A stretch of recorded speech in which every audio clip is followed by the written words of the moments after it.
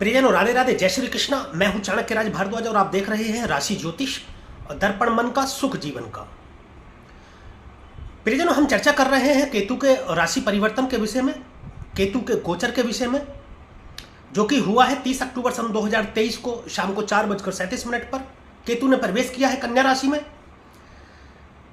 प्रियजनों, केतु हमेशा ही वक्र अवस्था में रहते हैं, वक्री रहते हैं और एक राशि में 18 महीनों का समय व्यतीत करते हैं। तो आगामी 18 महीनों तक अभी केतु कन्या राशि में ही रहने वाले हैं। केतु के इस राशि परिवर्तन का क्या प्रभाव पड़ेगा सभी राशि और लग्न पर, इस विषय में हम चर्चा कर रहे हैं। आपसे पहले मैं मेष राशि के विषय में वीडियो बना चुका हूं। यदि आप नहीं देख पाए हैं तो मेरे चैनल पर जाकर के ये वीडियो देख सकते हैं। और इससे अगली राशि वृषभ के बारे में हम आज चर्चा करेंगे। आज हम चर्चा करेंगे वृषभ लग्न और वृषभ राशि के जातकों पर केतु के प्रभाव का क्या असर रहेगा आगामी 18 महीनों तक। तो प्रियजनों, आप मेरे साथ बने रहिएगा, कहीं मत जाइएगा। मैं बताऊंगा केतु का प्रभाव अगले 18 महीनों तक कैसा रहेगा वृषभ लग्न के और वृषभ राशि के जातकों पर। और साथ ही वीडियो के अंत में मैं कुछ उपाय बताऊंगा जिससे आप केतु के दुष्परिणामों को काफी हद तक कम कर पाएंगे और शुभ परिणामों को काफी हद तक बढ़ा पाएंगे। तो चलिए प्रियजनों शुरू करते हैं। सबसे पहले मैं जानकारी दे दूं कि आपकी जन्म कुंडली के किसी भी घर या जिस घर या जिस भाव में चंद्रमा विराजमान है, चंद्रमा बैठे हैं और वहां पर 2 नंबर लिखा हुआ है, तो आपकी वृषभ राशि बनती है और यह वीडियो आपके लिए है। यदि आपकी जन्म कुंडली के पहले घर या पहले भाव में 2 नंबर लिखा हुआ है तो आपकी वृषभ लग्न बनती है, यह वीडियो आपके लिए है। प्रियजनों, मैं आपको यहां जानकारी दे दूं कि वृषभ राशि के जातकों के लिए कि आपकी राशि से जो केतु गोचर कर रहे हैं वह कर रहे हैं पंचम भाव में। 5वें घर में केतु गोचर कर रहे हैं। प्रियजनों, 5वां भाव आपका पास्ट कहलाता है। आप जो पहला घर होता है प्रियजनों, वर्तमान होता है, अभी आप कैसे हैं वो पहला घर बताता है। अब से पहले यानी कि पूर्व जन्म में आप कैसे थे वह 5वां घर बताता है और आगे आप कैसे होंगे वह 9वां भाव बताता है, 9वां घर बताता है। प्रियजनों, 5वां घर शिक्षा का भी है, 5वां घर प्रेम का है, रिलेशनशिप संबंध का, 5वां घर राजनीति का भी है, 5वां घर से ज्ञान देखा जाता है।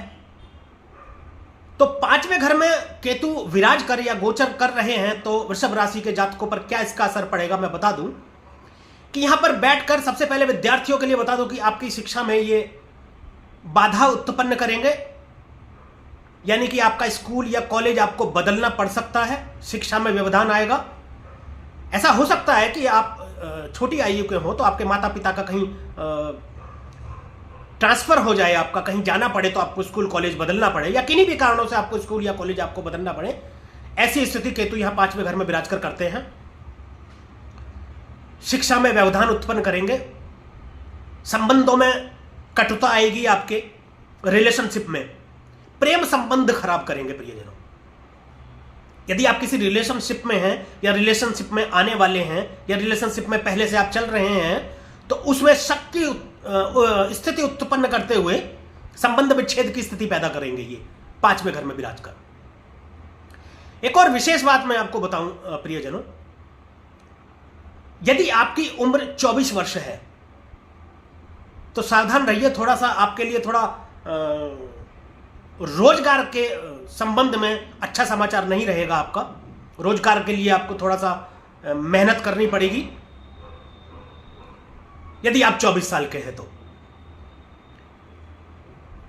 गर्भवती महिलाओं के लिए एक सावधानी बरतने की जरूरत है कि गर्भपात की स्थिति उत्पन्न हो सकती है। यहां पर केतु विराज करके ऐसी स्थिति उत्पन्न करते हैं। मैं देखिए कोई भी नकारात्मक स्थिति नहीं बताता हूं, परंतु जो सच है वही मैं बताऊंगा।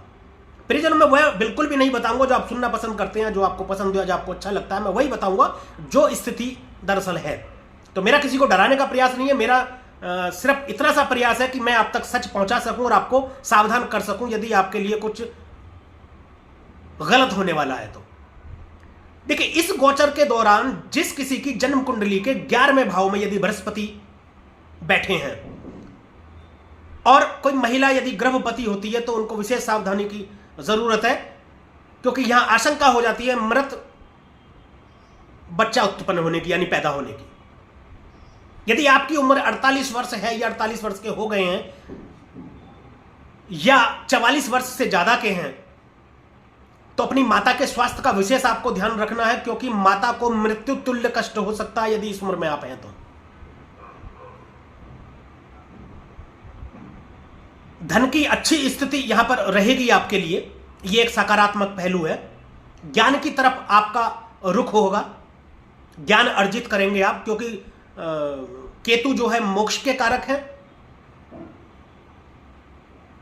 और केतु में जो गुण है वो थोड़े धार्मिक गुण भी है, इसलिए धर्म की तरफ आप बढ़ेंगे। फिर जब देखिए, केतु जब शुभ होते हैं तो अपनी जान पे खेलकर भी आपकी जान बचाते हैं, यानी आपको उत्तम फल प्रदान करते हैं। केतु ध्वज हैं, विजय हैं, टॉप पर लेकर के जाते हैं। यदि केतु जब अशुभ होते हैं तो आपको बहुत नीचे भी लेकर चले जाते हैं। मैं बताता हूं हमेशा ही कि आपको चीथड़ों में लेकर के जाते हैं। केतु जब शुभ होते हैं तो आपके लिए कैसे अच्छी स्थिति उत्पन्न करते हैं, इसके विषय में मैं आपको एक उदाहरण से समझाता हूं प्रियजनों। एक चर्चित कहानी है, यानी कि चर्चित एक कथन है आपका। आप गूगल पर भी सर्च करेंगे तो आपको मिल जाएगा, या पहले भी आपने सुना होगा। देखिए, टाइटैनिक जहाज का सबने नाम सुना है। टाइटैनिक जहाज पहले ही अपने यात्रा पर डूब गया था और बहुत सारे यात्री उसमें जो है मृत्यु को प्राप्त हुए थे। तो फिर एक परिवार की ऐसी ही घटना है। एक परिवार था जिसमें उन्होंने पूरा छुट्टी बिताने का प्लान बनाया। उनके 2 बच्चे, 2 मियाँ बीवी थे, नाम तो एक्चुअल मेरे को मालूम नहीं है। तो उन्होंने टिकट विकेट सब बुक करा ली थी और जब वो जाने वाले थे उससे एक दिन पहले उनके पालतू कुत्ते ने उनके बेटे को काट खाया, जिसकी वजह से उनका जाना स्थगित हो गया। बच्चे को हॉस्पिटल में एडमिट करना पड़ा, तो उसकी वजह से उनका जाना स्थगित हो गया, यानी वो यात्रा पर नहीं जा सके। तो उनको बड़ा बुरा भी लगा और बड़ा दुख भी हुआ। देखिए, जब कोई स्थिति ऐसी होती है तो दुख होता है और बुरा भी लगता है कि ये गलत हुआ या ईश्वर ने गलत किया। परंतु इसका दूसरा पहलू ये है सकारात्मकता का, कि वह टाइटैनिक जहाज डूब गया था और उसमें ज्यादातर सवारियों की, यानी जो लोग ज्यादातर सवार थे, उनकी मृत्यु हो गई थी। तो ये उनके लिए शुभ था। देखिए, कुत्ता भी केतु को रिप्रेजेंट करता है और जो बेटा, जो पुत्र है, जो संतान है, वो भी केतु को रिप्रेजेंट करता है। तो यहां केतु ने ऐसी स्थिति उत्पन्न करके उस परिवार की जान बचाई और उस परिवार के लिए वह केतु शुभ रहा। जब केतु शुभ रहता है तो इस तरीके की स्थिति उत्पन्न करता है। फिर जो संतान के बारे में थोड़ा सा आपको सावधान रहना है कि यदि आपकी संतान जवान है, यानी 16 साल से यदि 18 साल से ज्यादा की संतान है आपकी, तो उनको श्वास संबंधी कुछ बीमारी परेशान कर सकती है। उसके विषय में आपको सावधान रहना है। तो परिजनों, वृषभ राशि और वृषभ लग्न के जातकों पर केतु के महाराशि परिवर्तन का क्या प्रभाव रहेगा 18 महीनों तक, आगामी 18 महीनों तक, यह हमने बताया। अभी बात कर लेते हैं केतु के कुछ उपायों की। परिजनों, चावल, देसी खांड, सौंफ, दूध इत्यादि यदि आप दरिया में प्रवाह करें, जल प्रवाह करें, तो अति उत्तम फल आपको प्रदान होगा। बृहस्पति की चीजें पुरोहित या ब्राह्मण को दान में दें, जैसे सोना या पीले वस्त्र आदि। प्रतिदिन माथे पर, जबान पर और नाभि पर केसर का तिलक लगाएं, अति उत्तम फल प्रदान होगा आपको। गणेश जी की आराधना करें, गणेश अथर्वशीष का पाठ करें रोजाना, अति उत्तम फल प्राप्ति होगी आपको केतु से। और केतु के दुष्परिणामों में काफी हद तक कमी आएगी, शुभता में काफी हद तक बढ़ेंगे। एक और प्रियजनों, विष्णु सहस्त्रनाम का पाठ करें आप रोजाना, चाहे 15 मिनट, 20 मिनट, आधा घंटा, 1 घंटा, जितना भी आपको समय मिलता है रोजाना आप विष्णु सहस्त्रनाम का पाठ करें, विष्णु जी की आराधना करें, विष्णु भगवान की आराधना करें। और साथ ही सात्विक रहें, धार्मिक रहें, धर्म का साथ ना छोड़ें। हो सके तो प्रतिदिन मंदिर जाएं, वहां शीश झुकाएं, प्रणाम करें, किसी भी मंदिर जाएं आप, तो केतु प्रसन्न होते हैं, बिगड़े काम आपके बनेंगे। कर्म आप अपने सही रखेंगे तो सभी ग्रह अच्छा फल प्रदान करेंगे, शुभ फल प्रदान करेंगे।